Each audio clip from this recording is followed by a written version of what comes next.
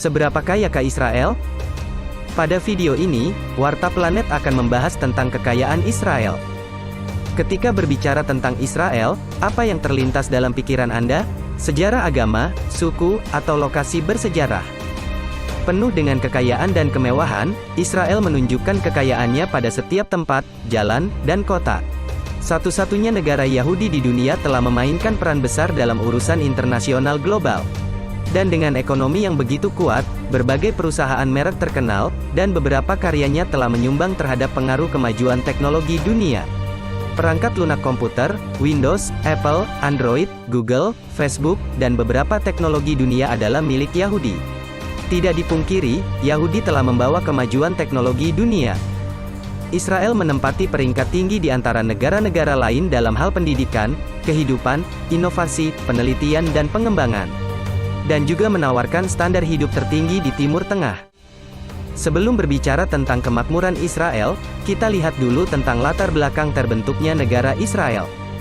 Israel dikenal dengan ekonominya yang kuat, tetapi tidak semua orang tahu sejarah Israel dan bagaimana negara kecil ini bisa terbentuk. Israel adalah negara kecil yang baru terbentuk, namun sebenarnya memiliki sejarah panjang yang sangat bergejolak.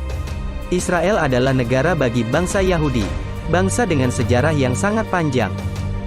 Orang Yahudi adalah suku dari keturunan Bani Israel yang pernah tinggal di tanah tersebut lebih dari 2000 tahun yang lalu. Sejarah dan asal mula Bani Israel ini juga tertulis di kitab agama terbesar di dunia, yakni Al-Quran. Kemudian, bangsa Yahudi menyebar di berbagai belahan Eropa dan beberapa di Timur Tengah.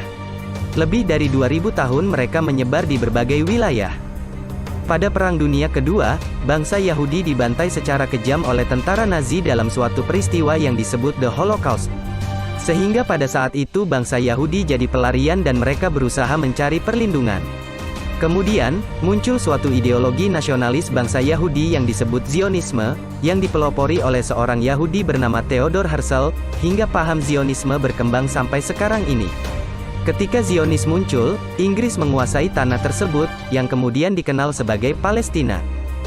Zionis menekan Inggris untuk mengakui Palestina sebagai negara Yahudi yang merdeka. Kemudian Israel mendeklarasikan kemerdekaannya pada tahun 1948. Inilah sebabnya mengapa Israel adalah bangsa yang sangat tua, padahal negara Israel masih sangat muda. Salah satu alasan mengapa Israel